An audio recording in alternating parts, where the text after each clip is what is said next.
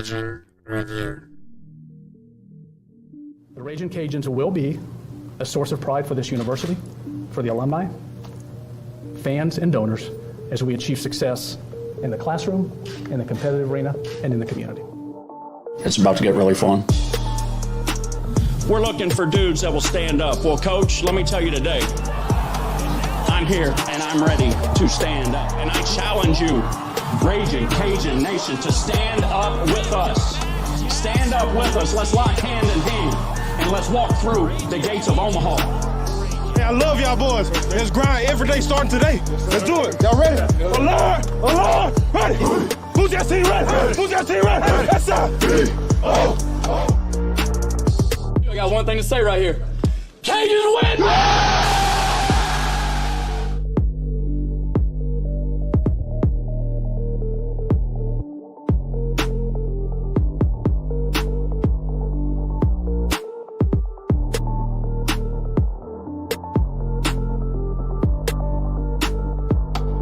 Ladies, gentlemen, children, and babies, and Cajun Nation, welcome to another edition of the Raging Review Podcast, Season 6, Episode 15. I'm Jerry. I'm here with Nick. Got a lot to talk about tonight. We'll start by talking about the South Alabama win. Cajuns victorious in Mobile over the weekend. Huge win for Raging Cajun football as they defeat the South Alabama Jaguars 33-20. We'll talk about their upcoming opponent this weekend as the Cajuns head to Jonesboro, Arkansas to take on longtime rival Arkansas State. Talk a little bit about what's going on around the Sun Belt, where the Cajuns stand in the standings right now, and what are the certain scenarios that need to happen for the Cajuns to stay in the hunt for the Western Division. We'll talk a little bit about basketball as basketball season starts up. We'll talk some volleyball, soccer, a little bit of golf, and we got some diamond sports action this weekend as well. Again, I'm Jerry. I'm here with Nick. Nick, how are you, my friend? What's up, Gerald? I'm doing well, man. It's always better.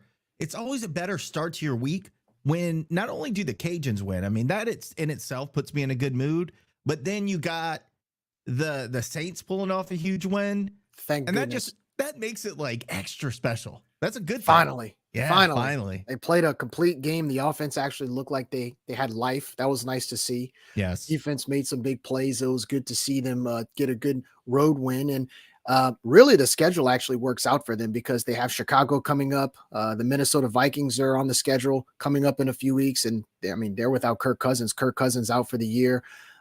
So the schedule actually works in the Saints' favor. Hopefully they don't find a way to botch it like they have the last couple of weeks, but you just never know with this team. I was going to say, Jerry, like they had an easy schedule to start off and you saw what happened. So I'm not going to put too much. Look, our fans are something else, man. They were ready to fire everybody, which I'm still ready to fire everybody, but get rid of the entire team, kill the coaching staff, be done with it, move on to next season. And now they're like, well, we're going to make it to the Super Bowl. No, two extremes. One game at a time. One game at a time. I think that's safe to say for all of our teams right now. The Cajuns football team, obviously you have to take the one game at a time approach. With the Saints, it's pretty much hit or miss. It's like you're blindfolded and you throw darts at the dartboard and hope that it hits the bullseye. I think that's where the Saints are right now. But it was good. It was a good weekend of sports. It was a good weekend for football, especially for us, because we got to enjoy some wins consistently for the first time in a while. Yeah, with the Saints, with the Cajuns, you kind of expect them to win at this point, but like you said, it's so inconsistent with the Saints. It's like putting your hand in the box of boudin balls. You never know if you're going to get the one that gives you heartburn or the one that tastes really good. That's how the Saints are. It seems like from game to game. So Nick, I got to ask you. So I know you've hosted many watch parties. You seem like the Domingue household in Houston is sort of the center for all kind of activities. Did you give out a lot of candy last night for Halloween? I don't know what my problem was. I was a bah humbug last night. I wasn't in the best mood. But my neighbors did get together. We did hand out candy. We don't do it like door to door. We all bring it together in the cul-de-sac and we give it out to kids there. They had a nice fire that we lit and I cooked a big gumbo. Usually I have a Halloween party, but it's on a Tuesday night. And that was really kind of like not the best night to do it. Now, I will say we had a lot more attendance this year because the Astros weren't playing. last year nobody was trick-or-treating because everybody was at home watching the Stros in the World Series. But this year, unfortunately, we had more kids because of that. But it was fun. We had a good time, and the neighbors are cool. So yeah, it was a lot of fun. Yeah, I got to tell you, man, one thing I've learned with having children in the last year and a half, 2 years is a lot of your childhood comes back through your child. This is the second year in a row we took Allie trick-or-treating, and we have the neighborhood behind our house where, it wasn't that active, like it wasn't crazy, but there were a few scattered houses giving out candy and stuff, and we put her in the wagon. And I mean, it was a blast. I mean, I know we had a lot of cold weather come through, and I know that it's been kind of a drastic change, but even in spite of the weather, it was still a lot of fun to see Allie. I mean, we were baby sharks, so she had her baby shark costume. We were playing the baby shark song on the wagon. We decorated the wagon, made it look like water in the waves, and we had the LED lights, and it was a lot of fun. But I tell you, man, I'm this time of year for a while. Before Allie was born, it was just another stretch of commercialized holidays, right? Thanksgiving. And now we're hearing Jingle Bells. Yesterday it was the Monster Mash and Thriller. Today it's Jingle Bells, right?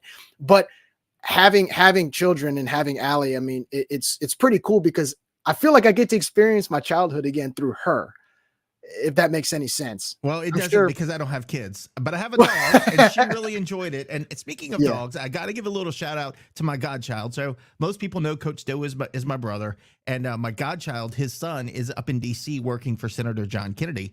And he actually made it to the front of USA Today doing apparently there's a dog dress up contest in D.C.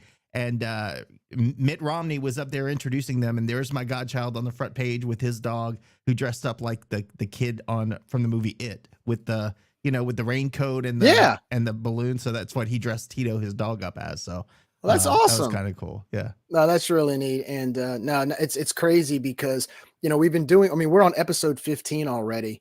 And it seemed like just yesterday we were talking about going to the beach, enjoying our summer vacation. And now again, I go, if you go around to many stores or department stores or thrift stores around town, you're seeing Christmas trees being put up. It's crazy how fast football season this time of year, I mean, how quick it goes by. It's amazing. Oh, you knew it was coming when you started seeing the girls wearing the Uggs around campus. You're like, oh, it's fall. Oh yeah, but anyway, because of that, right? We're getting into the nitty gritty of football season, and there's some fall sports that are getting into the nitty gritty of the postseason. So we'll talk a little bit about that. But first, we want to acknowledge our sponsors, and we got some fresh meat. Got some new sponsors on. So let's talk a little bit about that, starting with Mr. Brett Venable, Recovery Chiromed ad. Have you been in a car accident or hurt yourself lifting on the job? Are you having neck pain or back pain, but really don't want to deal with a long, drawn-out process? Then call the chiropractor Raging Cajun athletes use for their neck and back pain, and that's Dr. Brett Venable. The bottom line is you just need to recover quickly. That's where Dr. Brett Venable can make all the difference. Dr. Venable and his integrated team of rehab, chiropractic, and medical doctors have 3 locations in Acadiana to serve you, which include Opelousas, New Iberia, and the main office in Lafayette. Dr. Brett Venable is one of the few or very few chiropractors recognized by the state of Louisiana as a chiropractic specialist. He is also the only chiropractor in the Cajuns Healthcare Alliance and the only chiropractor on the board of Tulane School of Professional Advancement. So before you start to stress about the process, remember, this is exactly why you pay for car insurance. These situations are exactly why you can't carry workman's comp. There's no need for a court date. Your first call should be Dr. Brett Venable and Recovery Chiromed. No hassle, no waiting, and quick relief. Come and find out what our Raging Cajun athletes and over 10,000 Acadiana residents already know. For more information, call the Lafayette office at 337-988-2188. That's 337-988-2188, or visit recoverychiromed.com. And we want to thank Dr. Venable for being an RCAF member and the exclusive chiropractic sponsor of the Raging Review podcast. Absolutely Embroidery and more. We know how much Cajun Nation loves their gear. At Raging Review, we actually got our gear from Mrs. Phyllis Thibodeau and the team at Absolutely Embroidery and more. Absolutely has a massive inventory of Raging Cajun apparel to choose from. If you can't find something you like, absolutely can make something you like. For example, my hat, right there in the shop. And if your creation proves to be a popular item with other customers, absolutely will give you a little incentive for helping out the cause. Bring in your vermilion and white shirts, hats, shorts, socks, dresses, jackets, sweaters, or whatever garment you need to represent the Cajuns. Absolutely also offers customized embroidery services to promote your business on hats, polos, uniforms, etc. Absolutely rounds out the collection with an assortment of excellent accessories for the Cajuns in your life. Earrings, headbands, bracelets, clutches, and bags are just a few options to make that Lady Cajun spicy look. So pass by 3010 Collie Saloon Road in Lafayette and see the wonderful ladies at Absolutely Embroidery and more today. They'll treat you to some quality Cajuns clothing, complimentary gourmet cookies, and a friendly conversation. If you're an out-of-town Raging Cajun, visit them on the web at absolutelyembroideryandmore.com or visit their social media accounts on Instagram or Facebook. There, you'll find pictures of what the ladies are putting on the shelves in real time. And just from quick personal experience, I've been to their store. I try to go at least a few times every few weeks. There's always something new at this store. You'll see hats, t-shirts, any type of Raging Cajuns gear you're looking for. Pretty much what we've been talking about for years as far as apparel goes, absolutely hasn't. And like this said, or like they say, they will customize everything that you ask for, especially when it comes to exclusive UL apparel. Shop where the Raging Review Boys shop, Absolutely Embroidery and more. So again, that's Dr. Brett Venable with Recovery Chiro Med and Absolutely Embroidery and more. Thank you guys so much for helping us here and sponsoring us at the Raging Review podcast. All right, we got to think of a jingle for one of them. We got to think of a jingle that you got to sing because, you know, that brings me joy. Yeah, I mean, maybe I could create something. We'll come up with something. We'll figure it out. We got time. But again, thank you so much to our sponsors. And now that we've done that, we've acknowledged the people that help us pay our bills. Let's get to brass tacks. Cajuns, big win in Mobile last week over the South Alabama Jaguars. 33-20 was the score. Cajuns improved their record to 5-3, 2-2 in conference play. And I got to say, it was probably the biggest win of the year up to this point.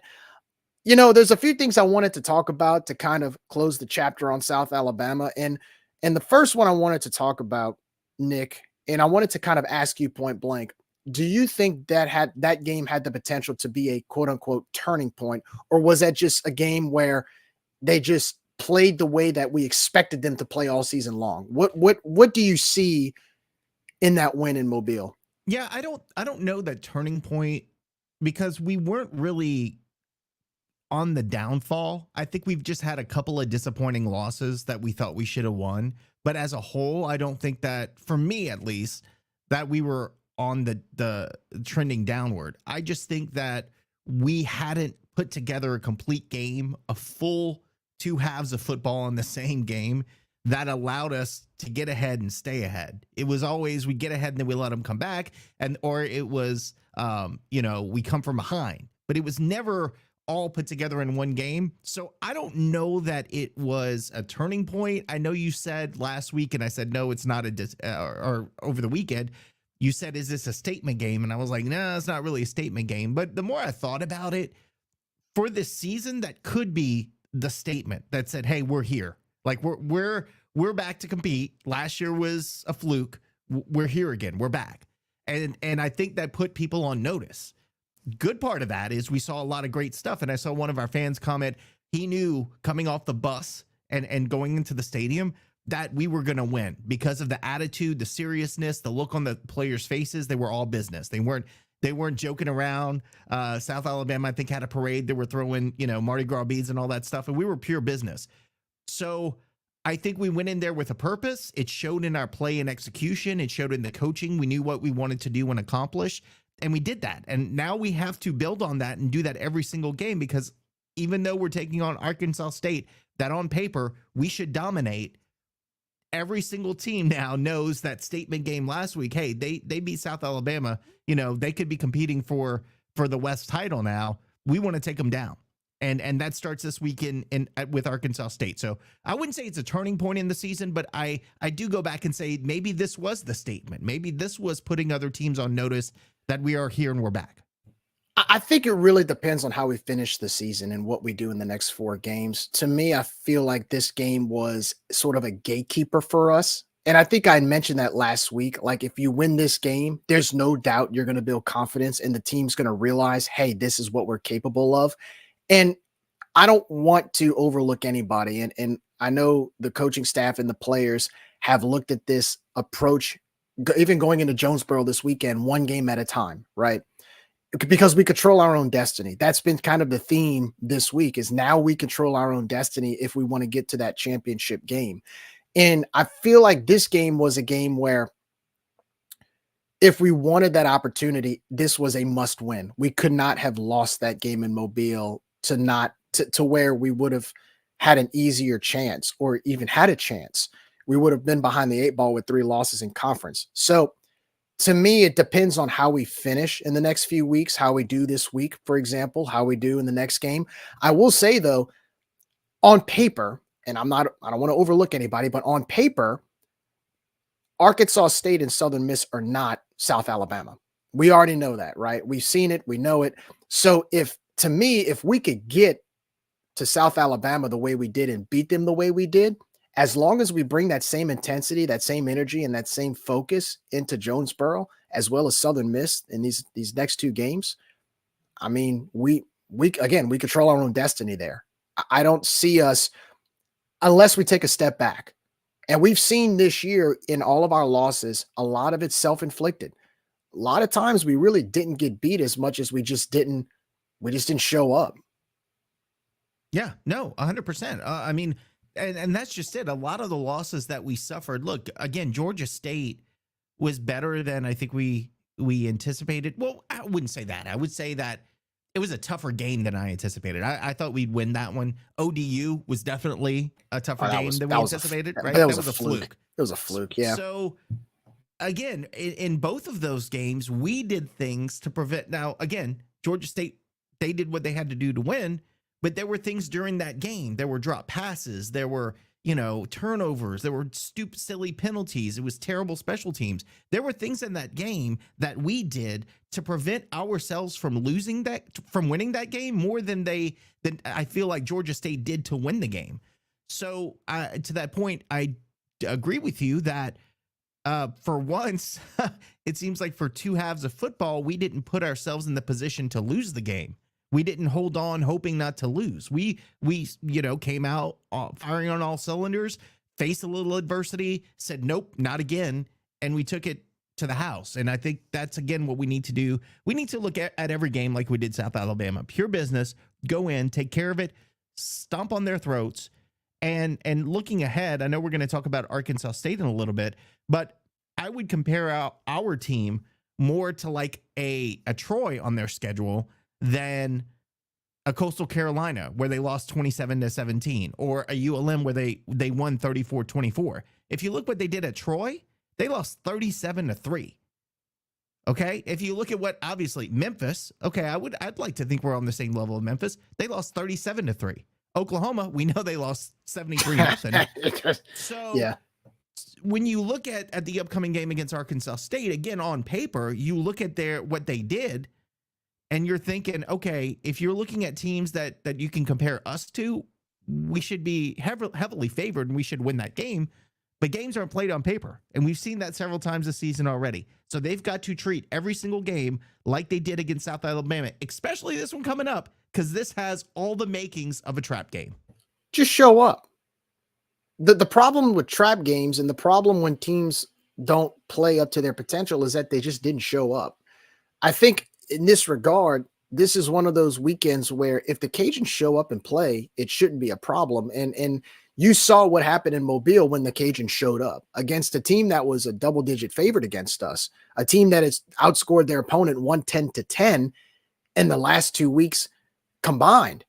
And we didn't even give up a single point in the first half. I mean, that it just, you look at that and you go, if we play like this every game, we might be sitting at 7-1 or 8-0. Who knows? But the good news is that we're still in that situation where we can still play like this moving forward and still reach every single goal that's in front of us. None of our goals outside of making a New Year's Six, none of the goals are gone. They're still there. And so we put ourselves in a position to be able to take it up a notch, take it up a level. And now all of your games are not only conference games, they're Western Division games. So every game means something. It's almost like each game is almost treated like a playoff game. It's one or done, and you have to treat it like one or done. I wanted to bring up another point, and I want to ask you as well. Josh and I talked about this the other day.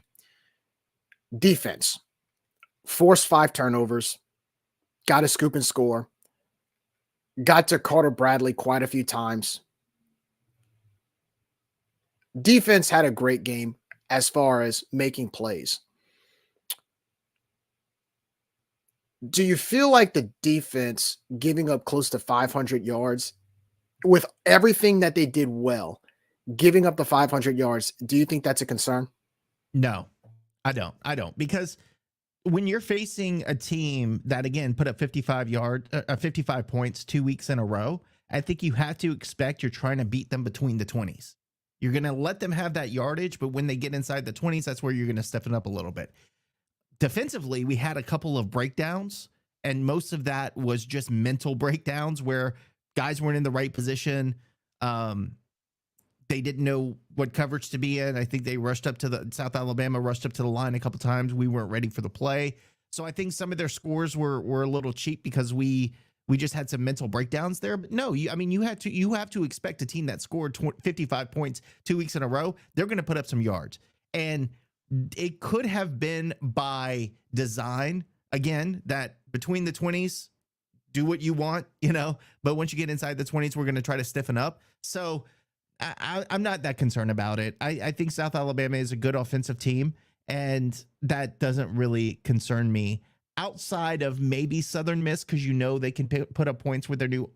In 1 week, they put up some points against App State. Now, App State's not having a great season, but Southern Miss with Frank Gore Jr. and they do have talent, even though they're at the bottom of the standings. They can put up points. So I think you have to watch against that and see how we game plan there. And then Troy, of course. Troy's a really good team. So I think those two teams, if you were looking purely at the number of yards we gave up, might concern me a little bit. But then again, it depends how we game plan. Are we going to game plan to keep them inside the 20s and then or between the 20s and then inside of the 20s, try to stiffen up? Or are we going for, trying to play man coverage and rush the quarterback every play of the game? It all kind of depends. So no, to answer your question, I'm not that concerned about it. It's situational to me. And I understand your point. For me, it's kind of on a drive-by-drive basis. The beauty of what we did, in spite of giving up 500 yards, we made up for giving up that yardage by forcing 5 turnovers.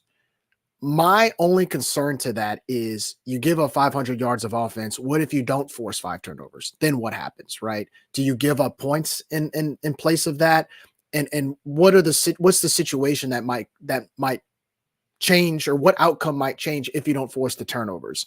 There were quite a few drives that they had, or South Alabama had the other day, where we gave up a big chunk of yardage, but then forced a turnover. I think the second drive, they marched down the field, I think 70 plus yards, get to the red zone, they come up scoreless. First red zone drive that they don't score all season. To me, I don't like it's those type of examples, right? Because on the other hand, what if they march down 70 plus yards and they get 3 points or they get 7, right?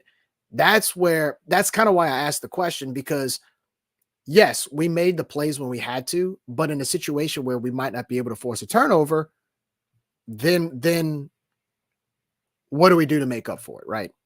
Yeah, I'm not in the game of what ifs. I mean, I get what you're saying, but like I said during the post game, we forced the turnovers. Like, let's not forget that was part of the game plan. We clearly saw something on paper that made us say, okay, we have an opportunity here. So they could have been willing to give up those big plays, knowing that they take chances and we're going to be in the position to take the ball away from them. And if that's the case, then that worked to perfection.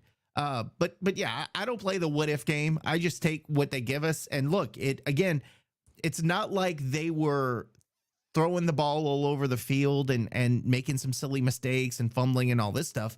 They were forced fumbles. I feel like they were forced interceptions. Our guys were there to make the plays with the intention to get the ball back. And they did that. And to me, that has to play into your thinking of, yeah, we gave up a bunch of yards, but if that was the strategy and we said, okay, you can have your big play, but we're going to take the ball back, then it worked to perfection. But again, I feel like everything about this game was just done in a way that was businesslike. Again, we didn't feel like we were in there.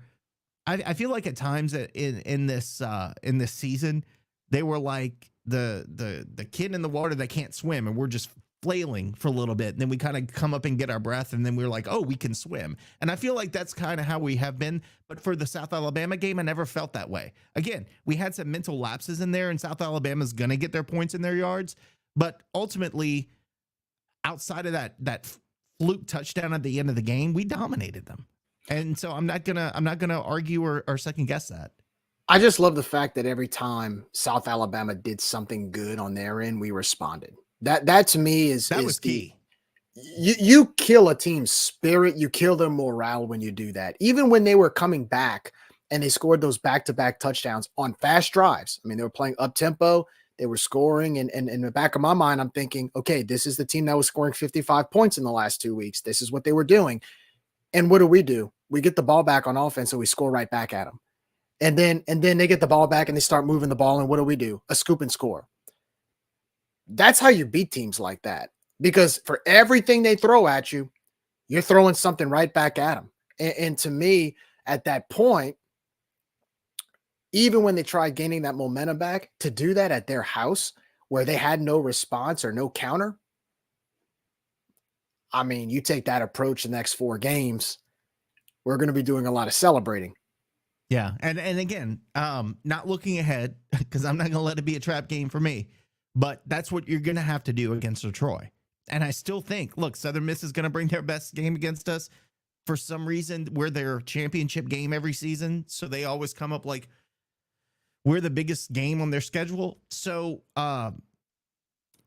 we're going to have to do that at least 2 more times this season to win. I think I think at least 2 more times this season, maybe 4. But we've got to bring our A game every game here on out if we want to win the West. That's very correct. That's very true. And so we'll put a bow on South Alabama real quick. I'll just say like this. It was a win we needed. And I think if we do what we're supposed to do from here on out, I think we will look back at this game as sort of the kickstart of what can be a great, great season. Yeah, I agree with you. And I mean, just think back to the ODU. We were, how down we were. Help at that point. Yeah, at that Help. point. And here we are. Look, it's being a fan.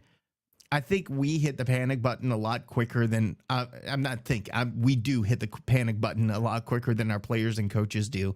And they trust their process. I think maybe we need to trust our process a little more, but we wouldn't be fans if we didn't freak out and over exaggerate every single week, whether it's a win or a loss. So I think that comes with the territory. But look, it's again, like I said, I wanted to see improvement season over season. I've already seen that improvement with a couple of letdowns. If we continue on that trend, I think we're going to be very happy at the end of the season. I agree. Just put one game at a time. So 1 game at a time in the next game, which brings us to Arkansas State. The Arkansas State Red Wolves, the Cajuns, travel to Jonesboro this Saturday to take on the Arkansas State Red Wolves.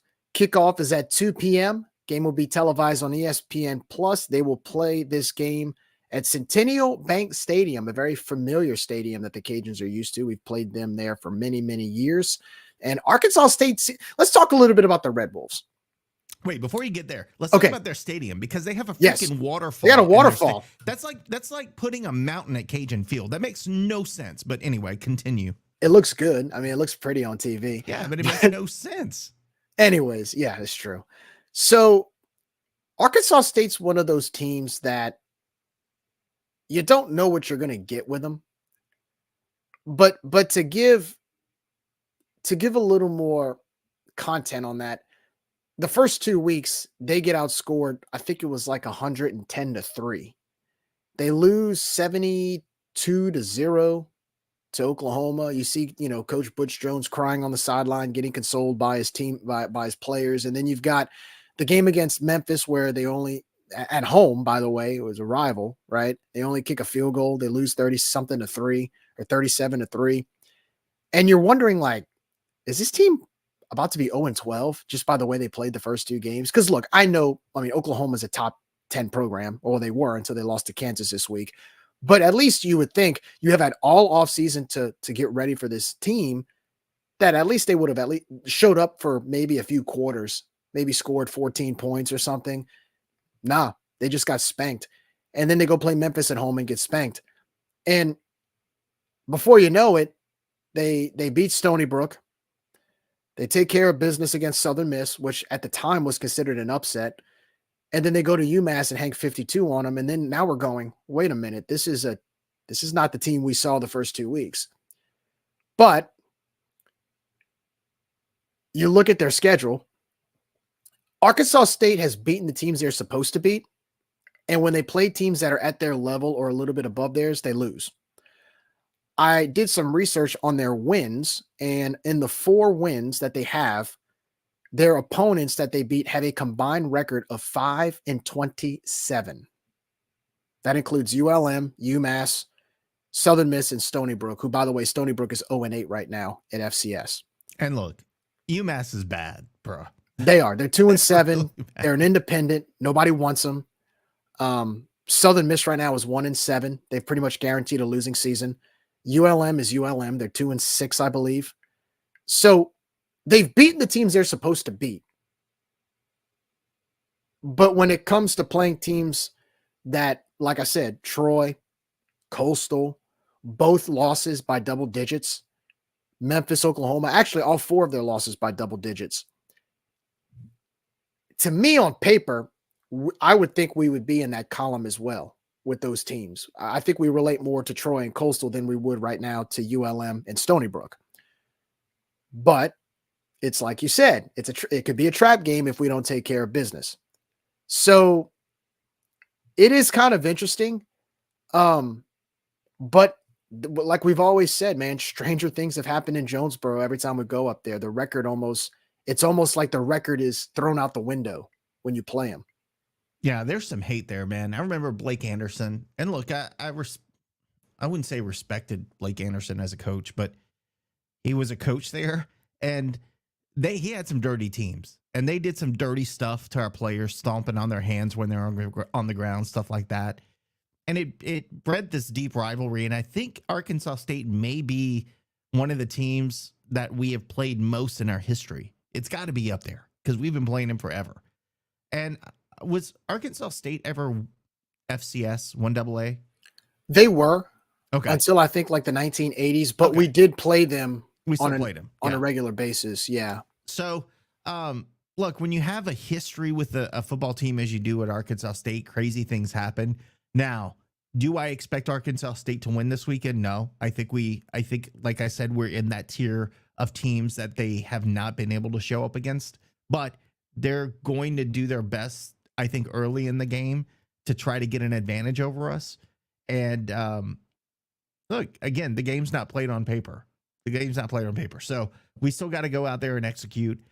I know, and I'm hoping, they were even talking about this. I think I read an article where they were saying the coaches know this is a trap week and they're trying to talk the players out of it. We hear that so much, and then the game still ends up as a thud, and awful. So I'm hoping that the players, again, business-like mode, take care of business, move on to the next game, because if you don't get past this one, then you're not competing in the West for a championship. So speaking of which, let's talk a little bit about Arkansas State on paper. Let's have some fun facts about the Red Wolves right here. So again, Arkansas State Red Wolves right now sit at 4-4 overall. They're 2-2 in conference. Their 4 wins include wins against Stony Brook, Southern Miss, UMass, and ULM. And their losses include Oklahoma, Memphis, Troy, and Coastal Carolina. Right now, the series record, the Cajuns lead the overall series record 29-21-1. So the Cajuns do have an 8-game advantage there, and the Cajuns have won their last 5 matchups dating back to 2018 against the Red Wolves, which the most recent win the Cajuns had was last year at Cajun Field when they defeated Arkansas State by the score of 38-13. Arkansas State, coached by Coach Butch Jones. You remember him at Tennessee, and I believe he coached at Cincinnati. Wasn't he the head coach at Cincinnati before going to Tennessee? I don't know. I just remember him at Tennessee and crying on the sideline. He was passionate. He's in his 3rd season as the Red Wolves head coach. His record right now is 9-23. They're coming off a 3-9 season last year. I believe they were 1-7 in conference with their lone win against the Warhawks. Talk a little bit about their personnel offensively. Now, they had a quarterback that went down, if I'm not mistaken, I think the 2nd game of the season against Memphis. And in the 3rd game against Stony Brook, in comes this true freshman quarterback, number 1, by the name of Jalen Rayner.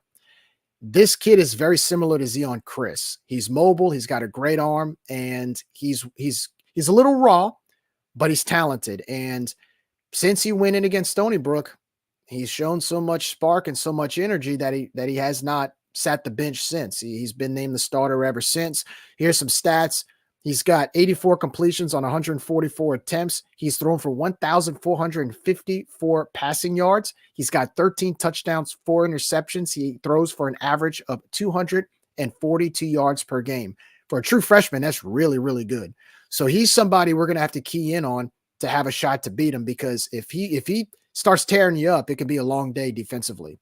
Also, the Red Wolves have a redshirt sophomore at running back, number 2, Jaquez Cross. Jaquez has 70 attempts for 70 carries for 412 rushing yards, 5.9 yards per carry, 3 touchdowns, 52 yards rushing yards per game. Another running back duo they have, redshirt junior running back number 21, Zach Wallace, 88 carries, 347 rushing yards, 3.9 yards per carry, 3 touchdowns, 43 rushing yards per game. In the receiving core, the Red Wolves are led by redshirt sophomore wide receiver number 7, Corey Rucker. I remember his name a little while back. It seems like he's really come around this year. 22 receptions, 443 receiving yards, no touchdowns, but 55 receiving yards per game. And he also has 20 yards per reception. So it looks like he has some pretty good. It looks like Jalen tends to throw the ball to him a lot, and where he gets some first downs and some big plays that keep their drives going. So he's going to be somebody we're going to have to keep an eye on. Also, the Red Wolves have redshirt junior number 9, Courtney Jackson, 23 receptions, 433 receiving yards. He averages 18.83 yards per reception. He has 6 touchdowns. So it looks like he's kind of their main X factor in the receiving core, 54 receiving yards per game. And also senior wide receiver number 14, Jeff Foreman, 14 receptions, 341 yards, 24 yards per reception, 3 touchdowns, 43 receiving yards per game. So that's a little bit of talent they have on offense. Defensively, the Red Wolves are led by redshirt freshman linebacker number 24, Javante Mackey, 39 solo tackles, 4 tackles for loss, 2 sacks. They also have senior linebacker number 21, Malik Straker, 27 solo tackles, 2 tackles for loss, 1 interception. They also have junior safety number 9, Travian Thomas, 32 solo tackles, 1.5 tackles for loss, 1 interception. And the guy in the defensive line that the Cajuns will have to kind of key in on and target, make sure he doesn't get to the backfield, redshirt senior number 92, Thurman Geathers, 17 solo tackles, 9 tackles for loss, 3 sacks, 10 quarterback hurries. So if I'm Coach Norrid and Jeff Norrid in the offensive line, and I'm looking at film, I'm keying in on number 92. Watch that guy. Don't let him get to Zion. So these are just a few of the players. I like to do this every week, kind of give people an idea of who to look for the on the Red Wolves. If you see them make plays, some of these names might pop up. You know, they do have a pretty talented offense. They do score points lately. The first few weeks, they were kind of affected because they weren't able to get on the scoreboard, but the last couple weeks they've improved. Right now, they're averaging 23 points per game, which ranks 95th in FBS. The Cajuns are averaging 33 points per game and 35th in FBS. Let's see. Arkansas State, they rush the ball for 143 yards per game, and they're ranked 83rd in FBS. The Cajuns, 214 rushing yards per game. The Cajuns are 8th in FBS in rushing yards. Passing yardage, Arkansas State averages 230 yards per game, 63rd in FBS, where the Louisiana has 201 yards per game, ranked 98th. So total offense, Arkansas State averages 373 total yards of offense per game. They are ranked 75th in FBS, and Louisiana has 415 yards per game. Their total offense ranks 50th in FBS. As far as total defense, Arkansas State's giving up 455 yards per game. That means they are 124th in FBS in total defense. The Cajuns giving up 383 yards per game, and they rank 77th in FBS. Turnover margins. Arkansas State, -4 in turnover margins. So they kind of have the problem that we had for a while. They ranked 103rd in FBS in turnover margins. Because of the Cajuns' 5 turnovers that were forced against South Alabama, the Cajuns net 0. So they played some catch up this week in Mobile. And guess what? We went from somewhere around 120 to 61st in turnover margins, Nick. Not a bad jump in 1 week. That's pretty good, man. That tells Pretty you how good. impressive it was last week. Again, against a really good team. Exactly. And last but not least, 3rd and 4th down conversions. 3rd down conversions. Arkansas State only converts 34% of their 3rd downs. That puts them at 109 in FBS ranks. The Cajuns, 43% in 3rd down conversions. Believe it or not, they're 39th in FBS. So the Cajuns getting the 3rd downs, extending those drives, baby. Keep it going. And in 4th down, Arkansas State, 27% on 4th down conversions, 122 in FBS rankings. And once again, the Cajuns, top 50, 58% in 4th down conversions, 44th in FBS. And look, I know it's a little tedious for me reading these, but the reason why I wanted to read them, like we talked about on paper, right? It was to your point about on paper. The Cajuns have an advantage in just about all of these stats except for passing yardage. That's it. And we've seen, because of the Cajuns' rushing attack and the way that we've kind of created a balanced attack toward the passing game, to me, it doesn't matter as much as long as the run game is doing its thing. We're a run-first team. But as long as you've got Zion in the backfield and him and Zion's throwing some nice balls and the receivers are creating separation, you don't have to throw for 300 yards because that's not how our offense is built. I feel like Arkansas State, their identity is more towards the pass, even though they run a spread similar to what we do.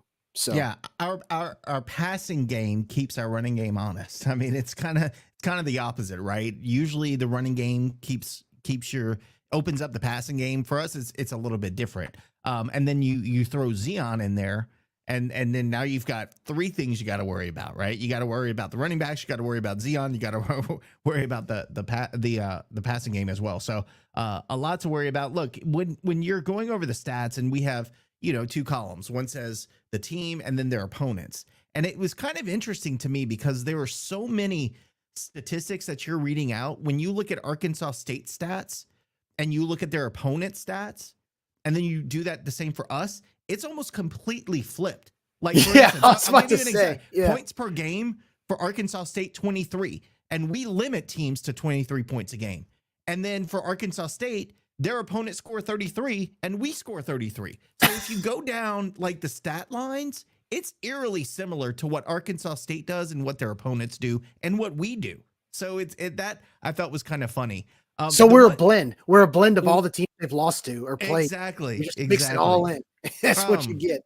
One thing that I thought was interesting was 23 points per game, and they got blown out, by a couple of teams that they really didn't score in. So like you said, it's lately they've kind of turned up their offense. But the one thing that I think we're going to I think definitely have an advantage at is on third down conversions, because they allow 41% of the time the other team to score to convert a third down. And also on fourth down conversions, they're stopping opponents 11 of 14. That's 78%. They're allowing the opponent on fourth down to convert 78% of the time. So I think that's something that I thought South Alabama would do against us last week, because I talked about those stats and how we're allowing teams on fourth down to convert. And you saw it. They tried, I think, a couple times in that game to do so. I think that's going to be an opportunity for us when we're in that iffy, maybe our own 49-yard line and we have 2 yards. Even though you typically don't go for it in your own territory, when you consider they're allowing it 78% of the time, you might take that opportunity and go for it depending on how the game's progressing. So that's something that I think we need to look at as third and fourth down conversions for us during the game. Well, I think what's important about that too, Nick, is you mentioned they're giving up 78% of fourth down conversions. We're almost at 60%. So Right. that's huge for us. And that gives us that opportunity. And to your point, I wouldn't be surprised if we're in 4-down territory, if it's, if we're on their 45 or somewhere between that 50 and 40 yard or 30, like just outside of field goal range, right? I would not be surprised if we maybe on a short yardage, anywhere from 2 to 5 yards, maybe Coach Des takes a shot. Yeah. Yeah. More often than he would another game where we would just send the punt team out. I agree. And if we're talking about players that I think are going to have a big game, I look for Caboti to continue doing what he's doing. I don't think that, or I'm hopeful that Zion doesn't have to use his legs as much as he has been. I think, if things break down and he has to run, I get that, but I don't know if things go according to plan that he's going to be forced to use his legs as much as he did the past few games. I look for Cam Whitfield to have another monster game, because my dude was disrespected. My dude was the defensive player of the week in the Sun Belt, and then national honors went to some jabroni at JMU that didn't have nearly as impressive. In fact, hold on 1 second, because this pissed me off. I got to bring this up. Let me see if I can find it. Somebody posted it on Twitter, responded to one of my tweets, and compared Cam to the guy who won the National Defensive Player of the Week. It wasn't even close. Okay, here we go. So this guy who won it, Jalen Green. By the way, James Madison was a 20-point favorite at home.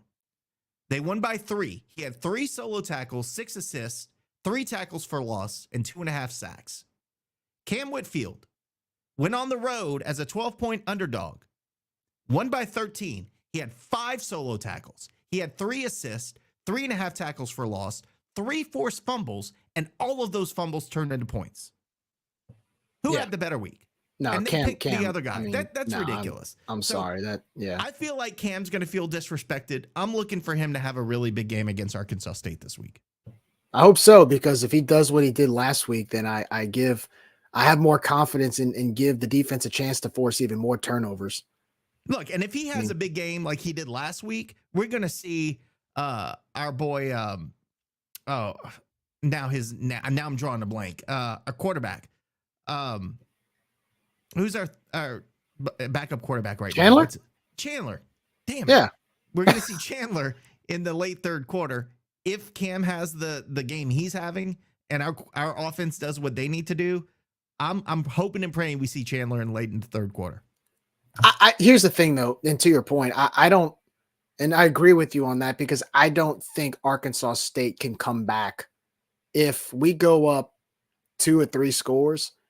Unlike South Alabama, I just don't see them having the energy to make a comeback. I think, honestly, we have to, if we jump to a big lead on them, first we have to jump to a big lead. But if we do, there's no turning back at that point. I agree. We have to jump out to a big lead. We can't look with teams like this that have nothing to play for except for pride, and they're going up against their rival, which I know is being drilled into their heads right now. I know they're probably being shown film of these crazy games that we've had in the past, if you allow them to have hope, then that's weird. That's when weird things start happening in games like this. But technically, they're still in it. They're 2-2 in conference, just like we are.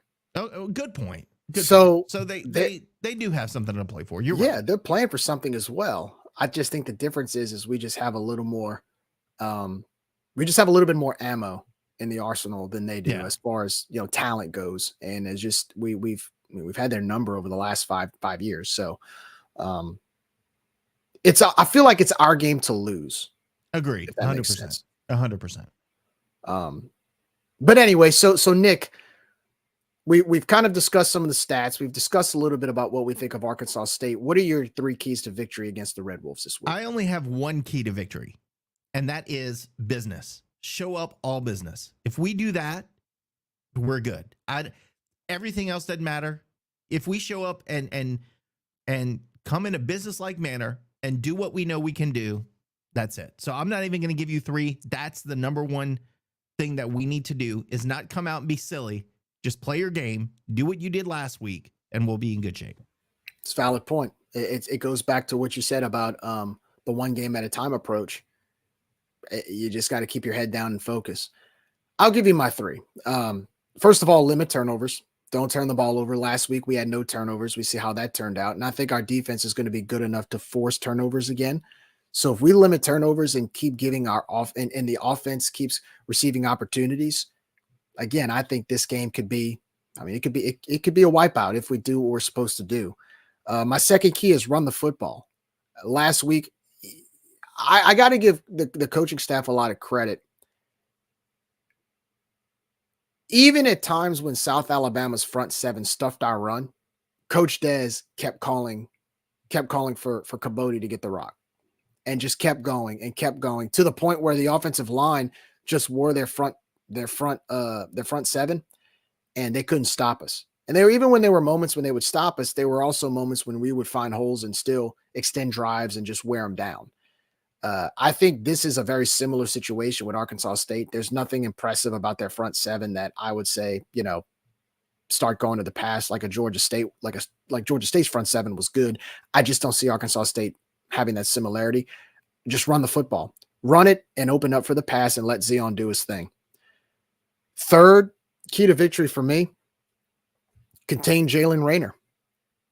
Their offense revolves around Jalen Rayner. Anytime they score points or anytime they get the drives going, it's because of Jalen Rayner, and he's able to get the ball to his receivers. He's able to create a little bit of mobility. Again, he's very similar to Zion Chris. You contain him, that offense comes to a stall. And then also cover the intermediate routes that he may be going to, very similar to what we did at UAB and their quarterback, who's kind of a dual threat as well. I think Coach Morgan's going to come in with a good game plan to cover those intermediate routes, give him a little bit of, I would say give him some of that short yardage, but just give him the intermediate routes, confuse him as a freshman quarterback, and just hopefully you get to him a few times and sack him, and that's how you break their spirit. So that's my 3 keys to victory: limit turnovers, run the football, and put pressure on Jalen Rayner and cover the intermediate routes. Sounds like a good plan, Jerry. Well, hopefully it's good enough to get a W and come back. Because here's the thing. Also, too, we forgot to mention, Cajuns win this week. One of the many goals, they're bowl eligible. They'll be 6-3. They'll be 3-2. And guess what? They'll be in the driver's seat for the Western Division. And we'll talk about that in a minute as we go to the Sun Belt conference schedule. And we'll talk about a little bit about the results from last week and how it affects the Cajuns. So Josh had a question. Have we checked the weather? I know it's going to be cold. Yes. Well, that's step 1. It's going to be cold. You think so? So I just pulled up the weather forecast for Jonesboro, Arkansas, and from what I can see, it'll be a high of 70 and a low of 50. So may not be as cold as you're thinking. Look, the hits might sting a little more because it's, maybe 55, 60 degrees, but I tell you, I'll trade that, and I'm sure the guys will trade that for the heat and humidity that we had this summer. So I don't think weather's going to be a factor. It looks like it'll be nice weather. It'll be a nice weather. It'll be nice fall weather, nice fall football weather. So I don't think that'll affect us or affect them in many ways. I think it'll create kind of a level playing field for both teams. That's a good thing. If it would have said something like rain or something like that, I'd be like, oh, I don't know. But actually, I think the rain would favor us more right now because of our run game. No, I agree. But I'll take nice fall weather as well. So for right now, yeah, should be clear weather. So anyways, so we've kind of previewed Arkansas State. We'll come back to it again. Cajuns travel to Arkansas State they will play in Jonesboro Centennial Bank Stadium on Saturday, kickoff at 2 p.m. You can watch the game on ESPN Plus, or you can listen on 103.3 The GOAT or 1420, as well as I believe Hot 107.9. So there's a few places you can listen to the game. So let's talk a little bit around the Sun Belt. Let's talk a little bit about what's going on in conference. We'll talk about what happened last week. So for review, last Thursday night, Georgia Southern took care of Georgia State. I think we wore out Georgia State a little too much. Georgia Southern was victorious by the score of 44-27 over the Panthers. Saturday, Arkansas State, Cajuns' next opponent, victorious over the ULM Warhawks. Final score 34-24 in Monroe. I believe ULM is in the top 5 or top 6 for losing streaks right now. I believe they've lost 6 straight. Coastal Carolina went to Marshall and hosted Marshall and basically demolished them. Coastal Carolina victorious over the Thundering Herd by the score of 34-6. What, man? Marshall's just falling off the I was map. about to say, man, they started off with a bang, and then lately they've just kind of, I don't know, they've just kind of hit a crossroad. They were big fans of Coach Huff back in the day, when we played him, and seems like he's fallen out of their graces as well. Not so much anymore. He looks like he's getting a little bit of pressure from the fans, I get it. Troy, and this was a big game for the Cajuns. We were kind of watching this game in real time as we were doing our post game. Troy traveled to San Marcos to take on Texas State, and Texas State was leading 10-7 over the Trojans, and it was a close matchup. And then all of a sudden, Texas State made a few errors, turned the ball over a few times, and Troy ran away with it in the second half, outscoring Texas State 24-3 as the Trojans were victorious over the Texas State Bobcats by the score of 31-13. How does it help the Cajuns? Well, first of all, it gives Texas State their second loss in conference. And if the Cajuns win out, including a win at Troy, they automatically win the West because they will have a tiebreaker over the Troy Trojans. So that win against Texas State was actually very beneficial for Louisiana. James Madison, number 25, James Madison hosted ODU this weekend. Very close game, actually. Could have gone either way. JMU getting a close win over the Monarchs by the score of 30-27. And Appalachian State hosting Southern Miss. And as we all know, Coach Will Hall giving up his play calling duties to his offensive line coach. And actually, it looked like Southern Miss breathed a little bit of life into their offense last week, putting up 38 points, just not enough as they gave up 3 touchdowns in the fourth quarter to App State. App State getting a big comeback win against the Southern Miss Golden Eagles by the score of 48-38. And that loss for Southern Miss guarantees a losing season. They now sit at 1-7. I don't think they realize you also have to play defense. Like, it's great if you change the offensive coordinator, but you also have to stop the other team from scoring. Right. I was about to say, it's nice to score points. It's good that you breathe some life into your offense, but then now it's like, okay, how do we make this worthwhile? Right. You don't give up the points. You don't give it back to them. Right. App State, man, they're struggling. And so when you see that, Jerry, if you don't mute your microphone the next time you take a drink of water, I'm going to drive down to Lafayette and throw I totally thought I window. did. I totally thought I did, and then I saw I didn't. Oops, sorry. Boomer. Anyway, my bad. And last but not least, of course, Cajuns victorious over South Alabama by the score of 33-20. So that was your results from last week. This week, all right. I don't know about you, Nick, but my Thursday night will be on the couch watching South Alabama and Troy. Huge implications for Louisiana. Big time implications. South Alabama will travel to Troy tomorrow night. It's an arch rival. Huge Sun Belt Western Division game. But I'm going to say this. I'm going to be the biggest South Alabama fan tomorrow night, hoping that the Jaguars take care of business against the Troy Trojans. Look, I already like poke the bear with Southern Miss fans and TSAB fans. Oh no, this we're gonna get weekend. to that. No. Don't give it away. Don't give it away. I didn't want to poke the bear when I saw South Alabama talking crap about Troy dusts their crawfish or something stupid like that. My initial response was, well, y'all are fake Mardi Gras, but I didn't go there because I know how personal they take that. But yeah, we'll get into the other stuff later. But they're already trying to talk trash against Troy. Well, look, just back it up. All right. For us. Do exactly. it for us. Back For it once, up. for Go once, take help care us of out. business. Because here's the thing, and for people who are wondering what's going on here, South Alabama right now, if they go to Troy and defeat Troy, will have 2 losses in conference, which means guess what? The Cajuns will officially be tied for first place in the Western Division before even kicking off against Arkansas State. So if you're a Cajuns fan, now granted, again, it doesn't matter per se as much as for us because we need to win out to win the West. But by Troy losing, it gives us a little bit more cushion to have that chance, right? We control our destiny. If we win the next 4, we win the West. But any little help along the way is beneficial for us. And that starts tomorrow night. South Alabama and Troy. Again, Jaguars take care of business. It makes the race a lot more fun, to say the least. So again, tomorrow night, kickoff at 6:30 on ESPN2. Ooh, nationally televised. All right. So the whole country can watch. All right.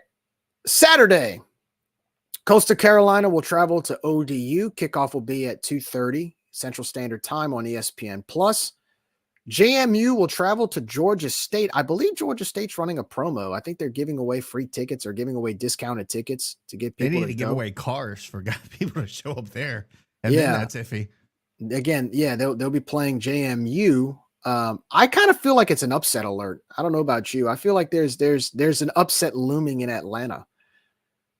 Look, I'm not a Georgia State fan, but I'm so I'm so over the poor us. We can't play for whatever. I'm over it. So I'm pulling for whoever is playing against JMU because their fans are unbearable. Anyways, so yes, JMU will travel to Georgia State. Kickoff at 2:30 Central Standard Time. Game will be on ESPN2, another nationally televised game. All right.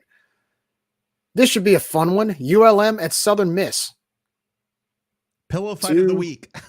Two teams that are in the bottom of the Western Division. Believe it or not, it's a little important. I'll tell you why in a second. But ULM will travel to Southern Miss. Kickoff will be at 3:00 in Hattiesburg, and the game will be televised on ESPN+. I think this game is important for the Cajuns. I feel like if ULM beats Southern Miss on Saturday, I think Southern Miss comes to Lafayette totally dejected and totally cashed out before we even kick off on Thursday night or next Thursday night.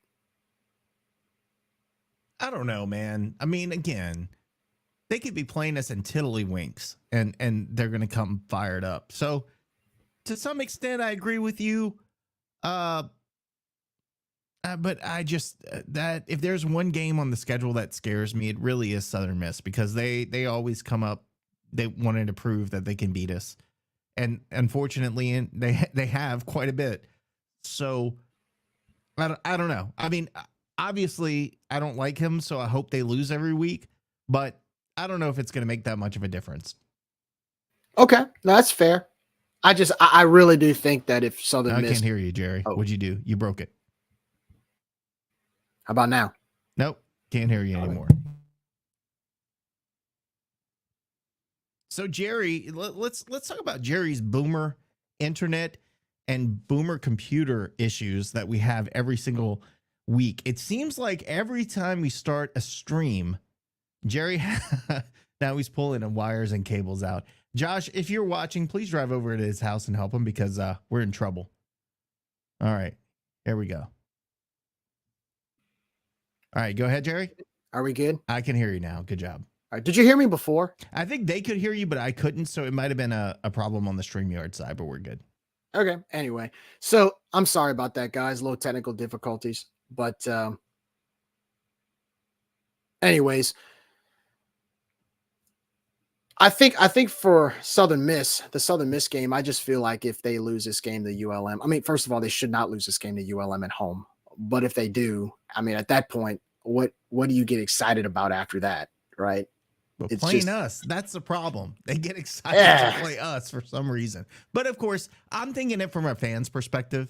The fans are excited to play us, right? right. If it really rubs off on the players, I don't know.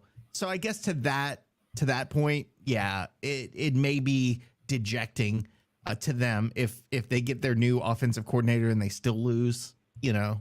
So I don't know. They just scare the heck out of me either way. No, I got you. I got you. Anyway, so they will kick off at 3:00 in Hattiesburg. Georgia Southern will travel to Texas State. That'll actually be a pretty good game. I expect that to be an interesting matchup. I expect a lot of high scoring too between the two teams. They'll kick off in San Marcos at 4:00 Central Standard Time. Marshall will travel to App State to take on the Mountaineers. That's actually a pretty decent rivalry between the two programs. So that should be a lot of fun, a lot of hype going into that, even in spite of both teams maybe not playing up to the level they want to play at. Kickoff will be at 5:00 Central Standard Time. You can watch the game on the NFL Network. And of course, Louisiana at Arkansas State, 2:00 Central Standard Time, ESPN Plus. So that's going to do it for the Sun Belt. What's going on around the belt? Let's talk a little bit about the drama this week that Nick decided to step in the ant pile, if you will. So just for some perspective, Southern Miss, we'll start with Southern Miss. Southern Miss had a scrimmage against Mississippi State, and the scrimmage was there to raise charity for a good cause. Always give these guys kudos for doing stuff like that. I always appreciate those type of causes. And it was a two-part troll job that Nick decided to do. First of all, not many people were at this scrimmage, and he decided that he's like, well, where is everybody? The attendance is low at this scrimmage. And it was to the point where a lot of Southern Miss fans weren't happy with you, but the ones who understood what you were saying kind of started laughing, and they're like, oh geez, here we go again. Why is Nick bringing up attendance? And they kind of know that you do it to poke the bear, but there were some that were actually mad. So that's part one. Part two, you drag the school across the basin into it because you were like, man, if only they would play us in a basketball scrimmage, it would be great, but they're too scared to play us in basketball. And before you know it, you got half their fan base all mad, to the point where they're bringing up how they would beat us in football and bringing up historical results in football, which had absolutely nothing to do with a basketball scrimmage. They can't read, Jerry. Nobody actually went to that school, so they can't read. So let just explain to me your thought process in deciding to upset two fan bases simultaneously on a happy Sunday. I was bored and needed something to do. For the Southern Miss thing, I just thought, look, they're the rival we never had outside of UL Ruston. And we never play them, right? We never play Tech. So they're the rival we never had. We need to start stoking that fire. Our fans need to get into it as much as they're into it. And as much as I mess with them, they've got a great fan base. I mean, you saw they had, 1,000 people screaming back at me after I tweeted that out. So we need our fans to start getting as passionate about that. And like you said, this all goes back to one of their fans who lives in Lafayette, by the way, saying something. I think it was one of the games. And look, the Cajun Dome hosts 12,000 people, right? Their little barn hosts probably 12. So, of course, when they have 12 fans in their 12-person stadium, it's going to look packed. But when you have 3,000 fans in a 12,000, seat stadium, it's going to look empty. So somebody took a picture of the student section, and it was at a weird angle from one of our better attended games. And they were like, well, this is pathetic. They should show up. So ever since then, every time, and even like, I think I did it for a picture of, they tweeted out a picture of their baseball stadium when nobody was there pregame. And I was like, this is awful attendance. Like, people who follow me understand I'm doing it just to poke the bear. But man, they took that. So like, and then we had our scrimmage against whoever, or pre-exhibition that nobody was at, by the way. And they were like, oh my God, well, look at this. What about this attendance? And I'm like, y'all are totally missing it. It's all in fun. And I'm just trying to get our fans to start kind of engaging with them because that's fun. The TSAT thing, that was just, I mean, it's the truth. no matter how much they want to deny it, it's the truth. And you can say, and it's funny. It's like you said, Jerry, well, I'll go back to what I said. I said they're scared to play us in basketball. And that's the truth. And somebody mentioned that there was a proposition on the table. Now, I don't know if this is truth, fact or not, but there was a proposition on the table from us saying, okay, let's play home and home. And they want 2 home, one at UL. And we're like, absolutely not. We're not playing that game. And I agree. I don't think we should play a 2-1 with them. I think it's going to be home and home or whatever. Look, when we played them in the NIT, the PMAC was packed. And that season, nobody went to the games. So that tells you, no matter what they want to say, that they don't care about us. The PMAC was packed for that one game that season, and that was against us. So throw that out the window. That argument is not fair. Baseball games midweek, guess what? Their stadium's usually packed against us. It's not for other midweeks.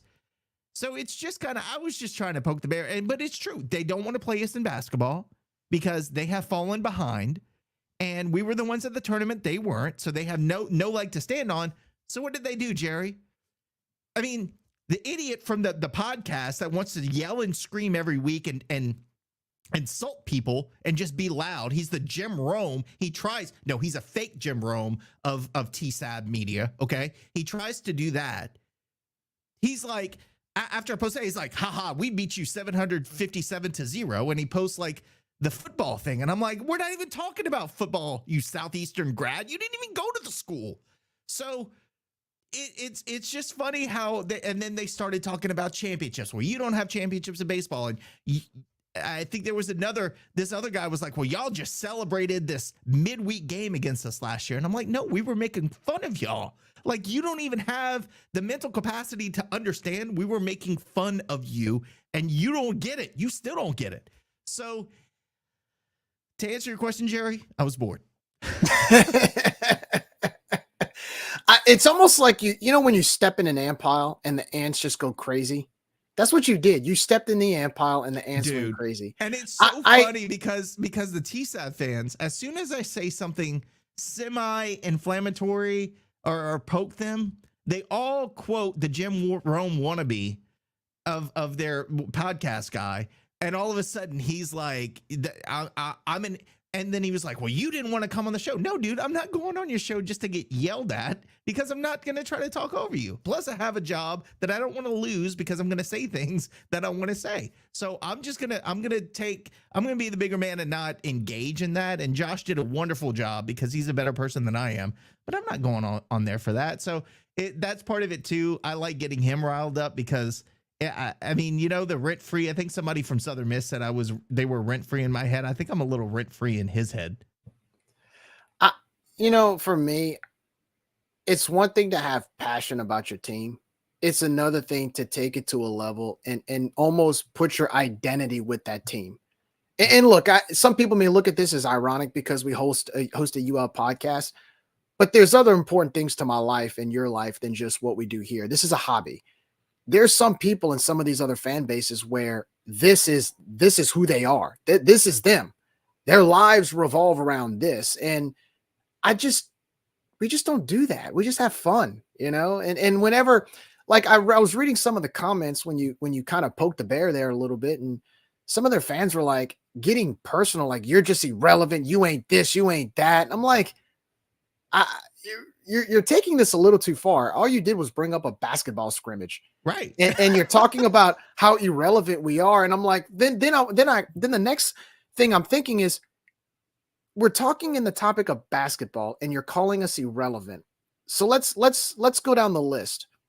We're so irrelevant that we made the dance last year and lost to a team by 3 points who came to the PMAC and beat you by 21.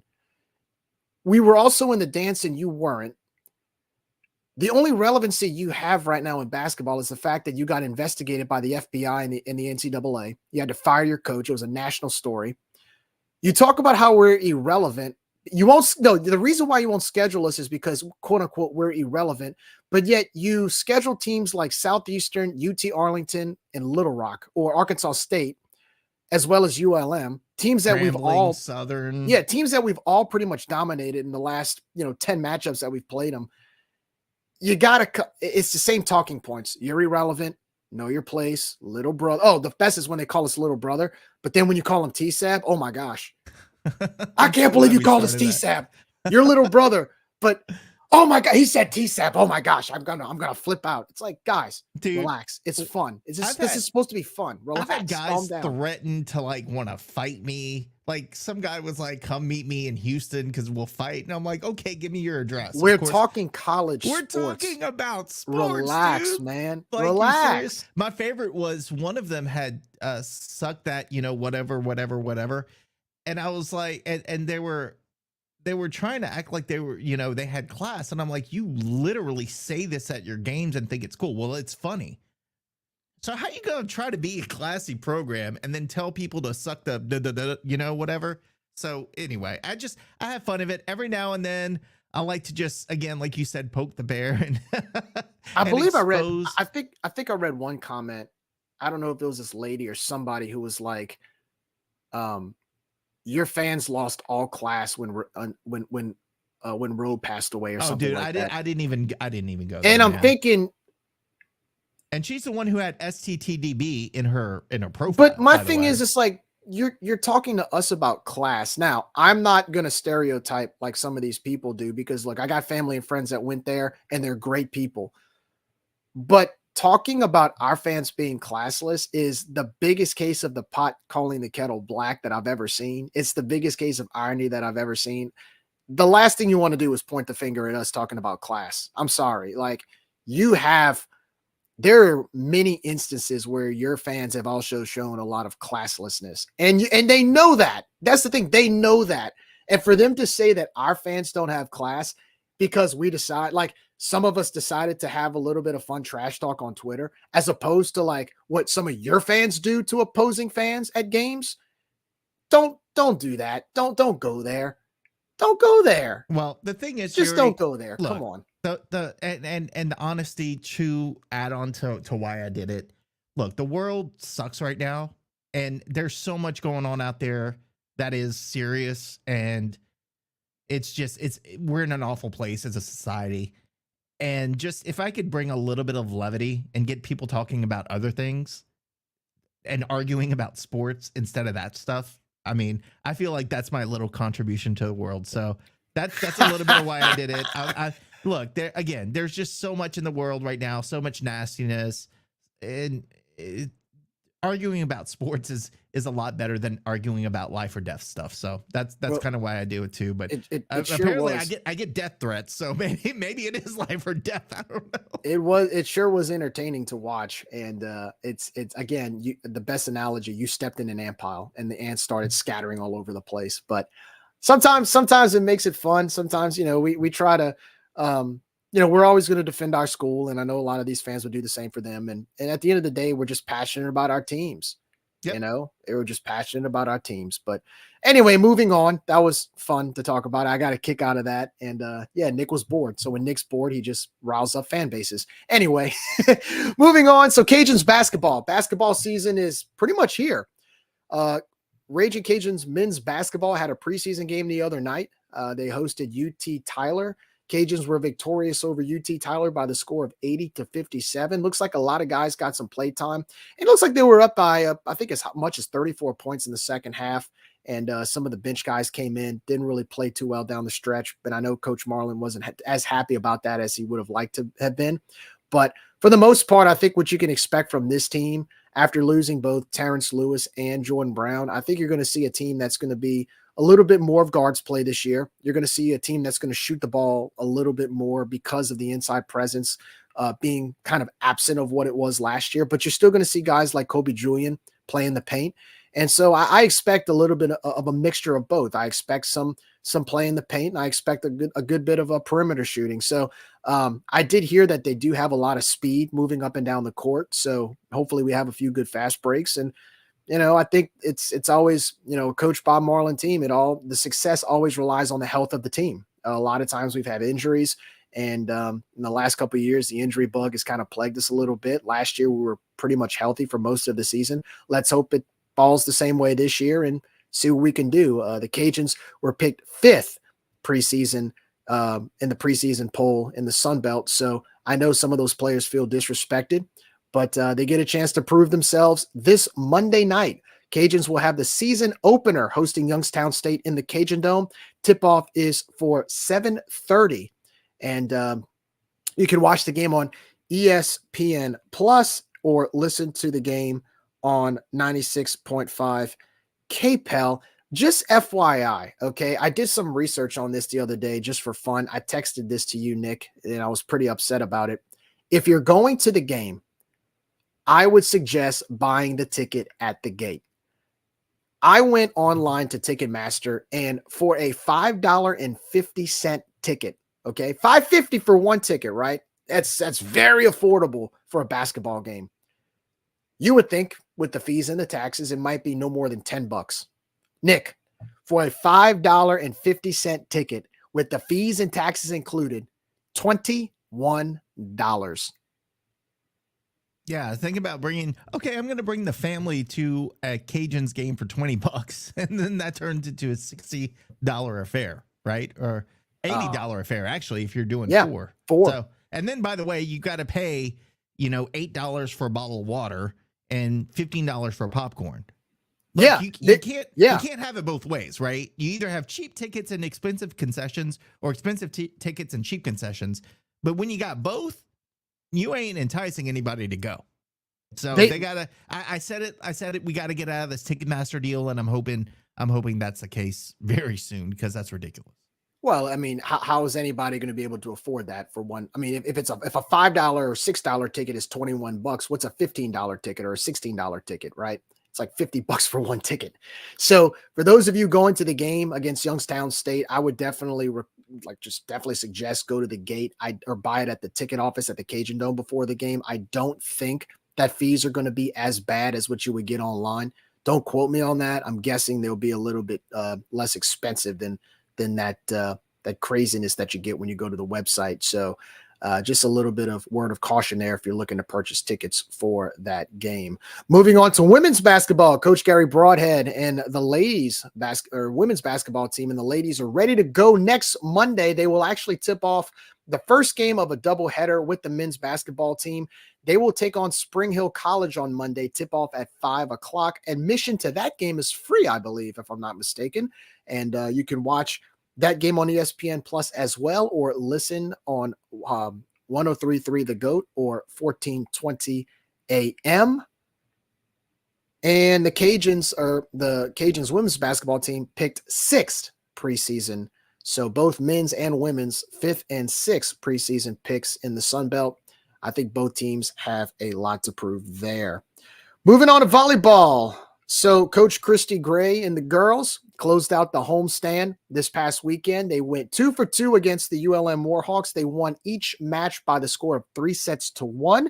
Their overall record right now stands at 15-11, 6-6 in conference play, and they will travel to Hattiesburg Thursday and Friday night to take on Southern Miss. Both games will be at 6 p.m. You can watch both matches on ESPN Plus. Best of luck to the UL women's volleyball team. UL women's soccer, their season came to a close the other night. They lost a heartbreaker to Texas State by the score of 2-1 in Foley, Alabama for the Sun Belt Conference Tournament.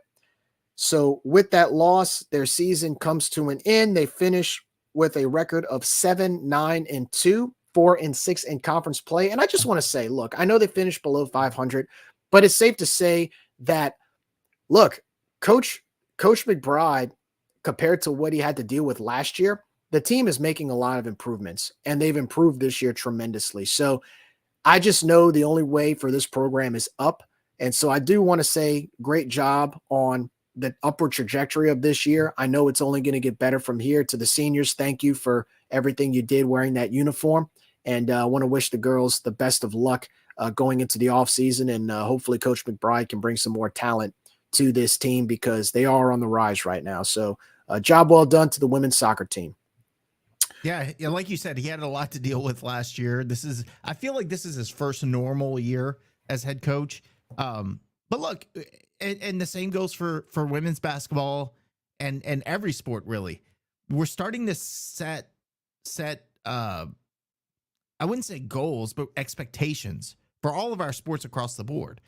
So nobody's exempt from being critical. So it's not where we want to be, but I think you've got to give him a little bit of time to make this his program. And I think this was the first step this season. Oh, absolutely. And not to mention the fact that they won compared, I think they won 2 games last year. They won 7. And actually Exactly. some of their losses were close losses. They could have gone either way. So definitely progress has been shown. And, we're going to see how much of an upward trajectory we have this time next year. Hopefully they're competing for a Sun Belt Conference championship next year. And I expect them to, because they are getting better. So once again, great job to the ladies soccer team. Best of luck to you in the offseason, and let's keep this train rolling. Cajuns golf. The Cajuns golf team went to Hawaii last week at the Ka'anapali Classic Collegiate Invitational. They had 3 days of competition. On Thursday, they tied for 10th. On Friday, they came in 11th place, and on Saturday, they tied for 12th out of 20 teams.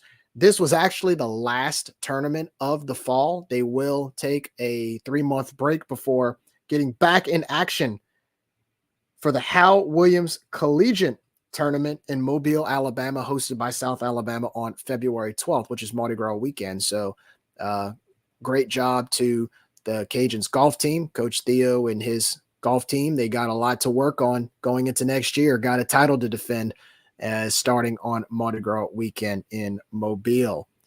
Diamond Sports. Guess what? We got softball and baseball this weekend. If you want to preview the spring season, might as well go to Lamson or the Teague. Cajun softball, free admission as they host McNeese. The first pitch on Friday will be at 6 p.m. And I think there's concessions they will be selling in Lamson. I don't think outside food or drink will be allowed. So this is your last chance to check out the softball team before their long winter break and before their first pitch in the spring. Again, Cajun softball against McNeese Cowboys or Cowgirls. First pitch at 6 o'clock, free admission at Lamson Park this Friday. And put me in, coach. I'm ready to play. Let's go check out a little bit of baseball this weekend. Cajuns baseball will host Nichols on Sunday, November 5th at the Teague. First pitch at 1 o'clock, 15-inning scrimmage, if I'm not mistaken, against Nichols, and admission will be free. I'm actually thinking about heading out there, maybe taking the wife and the little one out if the weather's good, get a few innings of baseball, maybe spend an hour or two out there, enjoy a little bit of fall ball. We all love Cajuns baseball, so what better way to enjoy it than get a little bit of a preview of what we can expect in the spring. So again, Cajuns baseball will take on Nichols Sunday at 1 p.m. at the Teague, and admission is free. Yeah, one thing to mention about the softball game. So the softball game on Friday night, for those of you who are interested in going, it's actually dedicated to a young lady, Madeline Daigle, out of Crowley. She's battling cancer, and so they're asking fans to wear orange for her. It's a strikeout cancer type of event. I think there are going to be a lot of things in play there. I think they're going to have cameras, and this is going to be a well publicized event. So I know our softball fans are going to show up, but if you do, just remember, wear orange to support Madeline. Cancer sucks, and I think everyone who's watching this or listening, or you and I, Jerry, we've all been affected by cancer in some way, shape, or form. So this is a great honoring of a young lady. So very proud of our program to be supporting Madeline in the way they are. No question about it. Always, like I said, anytime there's something for a charity or an event or a game that's dedicated to a cause like that, it's worth checking out. So for those of you on Friday night have not much else to do, if you had a long week of work and you want to go enjoy some stress-free softball, go check out the Lamson Park and see the Cajuns in action. They've actually been playing very well this fall. You look at, they've been undefeated. They've hit the ball a lot. They haven't really given up too many runs. Pretty much picking up from where they left off last year, and you can expect a great season coming up in 2024. And also, by the way, I'm going to switch the topic once again. there was a TSAB commit that just recently announced his commitment to UL. That'd be Owen Galt out of Texas. And I watched some of his film. Dude can hit the ball. Dude can play defense. I believe he's a shortstop, maybe. I can't. He's remember. definitely an infielder. He's an infielder. Yeah, he's an infielder. Yeah, but we got a good one in Owen Galt. So excited to get him on campus. But yeah, man, Gunner, the whole coaching staff, they're doing some work. Coach Gunnar Leger doing work, man. Getting that Barb connection over here. Love it. Love it. So before we go, we do this every week. Give a prediction. Cajuns versus Arkansas State this weekend. I do expect a win. Nick, what's your prediction against the Red Wolves? I hate this, Jerry, because if I'm wrong, then they're going to be receipts and they're going to be posting this on Twitter or whatever X, and they're going to say, we told you, I can't believe you picked that. But look, I think we're going to take care of business. I know this is a trap game, but I feel like we're going to be prepared. I'm looking for the Cajuns to win and win big. I'm looking at a score around 31-13. Nice. Nice. Even if it's 31-30, you're still 6-3 and happy. You're bowl eligible. Look, 2 years ago, right? 2 years ago, Arkansas State finished 2-10 on the year, and we were 13-1, 16th in the country, won a Sun Belt championship. And what happened? We beat them 28-27, and it took us a 99-yard touchdown run by Montrell Johnson and a 10-yard drive to end the game to win by 1 point. Yeah, so, and I think Arkansas State's going to come and score 7 real quick, but I think we're gonna shut it down after that. So I think it's still going to be a big win. I'll be okay with that. So I'm gonna give you my prediction real quick. I'm like you. I think the Cajuns will score points. I think we'll do just enough. I do expect Arkansas State to actually. I think their offense is gonna do enough to give us a little bit of a scare early on, being at home. And again, crazier things have happened with the juju between our two schools, especially in Jonesboro. But I think Coach Lamar Morgan, his staff, and this defense are going to make the plays when it matters, especially towards the end. And I do think that we're going to force a key turnover or two like we did last week. I also think our offense is going to be able to move the ball both in the air and on the ground. I expect Jacob Cabote to make another long touchdown run. I expect Zion to do some magic. And I expect maybe 1 or 2 surprises from our receiving core and tight ends as well. I like the Cajuns victorious over the Red Wolves, extending that streak to 6, making the Cajuns bowl eligible. I'm going Louisiana 34, Arkansas State 24. Love it. Either way, like you said, it could be a point, and I'd be good with it. It's a dub, man. I'll take the dub, but we gotta take care of business. Got to keep our heads down and focus. 1 game season from here on out for the next 4 weeks. That's what really matters. Nick, final thoughts before we go, my friend. No, man. Look, big chance this weekend to start that or continue the momentum we have to winning the West. So business like weekend. Go out there, take care of business, and have some fun, and get a win in Jonesboro.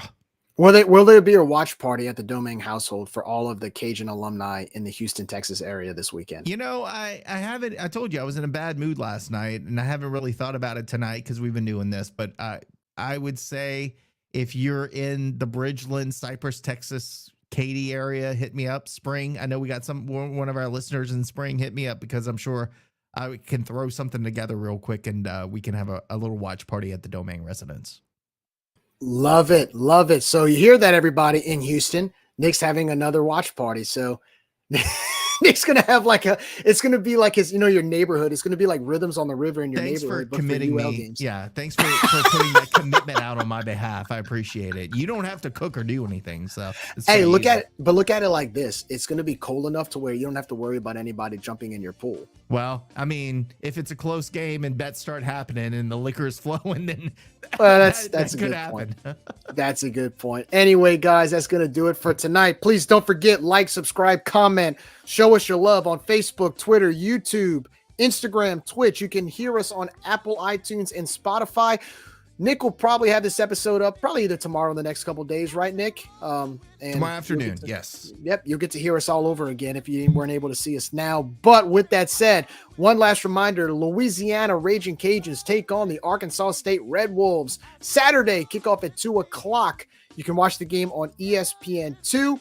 Listen to the game on Hot 1079, 103.3 The GOAT, or I believe 1420 AM as well.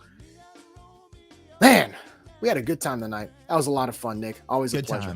Good times. We will be back, and we will definitely return, hopefully for a post game, hopefully a happy post game like last weekend after the game against Arkansas State. For Nick, I'm Jerry. Thanks for you guys tuning in tonight.